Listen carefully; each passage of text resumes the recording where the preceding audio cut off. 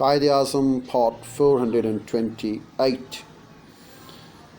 This fluidity was a product of the tension between the imperial state and the regional kingdom and the mutual determination that affected system-level differences. State formation on the Indian subcontinent took a different course. The prevalent state on the Indian subcontinent under Mughal and British rule from the 16th through the mid-20th centuries was the subcontinental empire rather than regional kingdom. This outcome was by no means clear during the prior non-imperial eras when the regional kingdom was the dominant state form. Literary and artistic creativity as well as the dynastic and territorial loyalties are associated with both regional kingdoms and imperial states. Nor were the Deccan states of Bijapur, Golconda, or the Chola or the Vijayanagar southern empires necessarily destined to fail. If the subcontinental empire prevailed, it did so marginally rather than totally.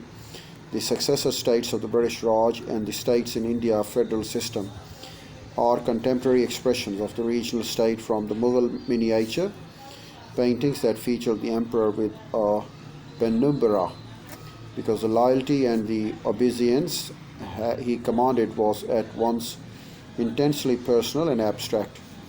It created a separate state of domain that dissolved and displaced loyalties to place.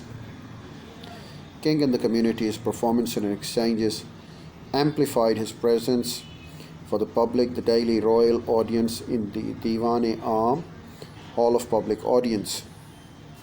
For the court attended by the princes and the nobles, appearance in Diwan-e-Khas, hail of private audience, and at frequent darbars for the crown servants in the field. Intimate personal exchanges, the gift of a khilat, robe said to have been worn by the emperor, or the mark and appointment as his agent, letters of the emperor's hand, and the reciprocation of gifts by subordinates. The British used Mughal ceremonies and languages to revitalize the universalism and mystique of the imperial state, reviving in Victoria's time the imperial grandeur and the patrimonial ties in the jubilees and the coronation ceremonies. And in rituals of loyalty between the Queen and her subjects, their cultural policy featured English,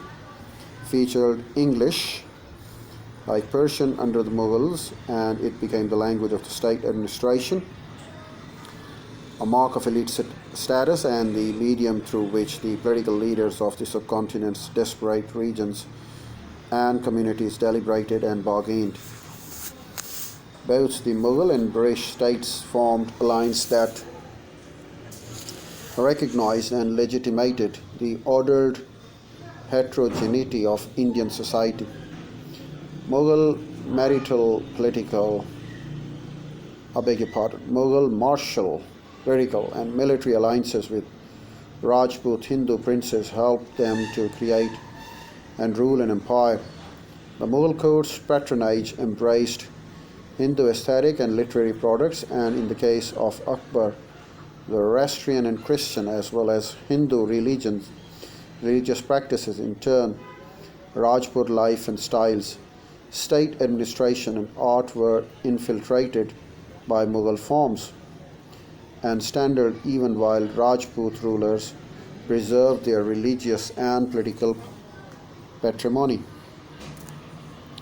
The inability of Mughal officials to recognize the southern rulers as part of the system of the ordered heterogeneity and incorporate them as the collaborators in the task of ruling imperial state was a significant cause of the deterioration and collapse of Mughal rule.